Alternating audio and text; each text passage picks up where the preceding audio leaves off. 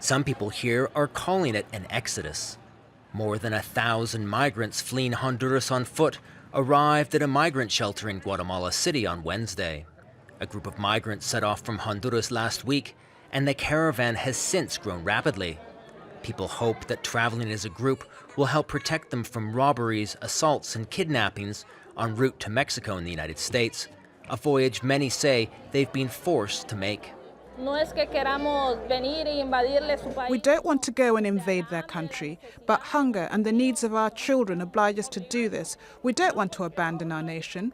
I didn't want to come here, but we're being killed little by little. I hope people can understand. Staff at the privately run shelter say they've already provided food, shelter, and medical assistance to around 2,000 migrants. And they expect thousands more to arrive at the shelter in the coming days. Neither tropical heat and seasonal downpours nor threats of detention from security forces have deterred the migrants. It was a really hard decision to come. I have 2 small children, 1 and 2 years old, but we're doing this to avoid more suffering. President Donald Trump has threatened to cut off hundreds of millions of dollars of aid to Honduras, Guatemala, and El Salvador if the migrant caravan isn't stopped and turned around. But for the people who are escaping a region beset by gang violence, poverty, and corruption, such threats have little meaning.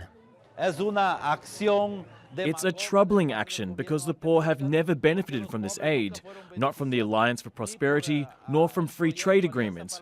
Basically, those who are rich benefit while the poor are excluded, and so they continue to migrate. More Honduran migrants are arriving here by the minute. Most say that they're going to stay in these shelters for the night to rest up before heading towards the Mexican border.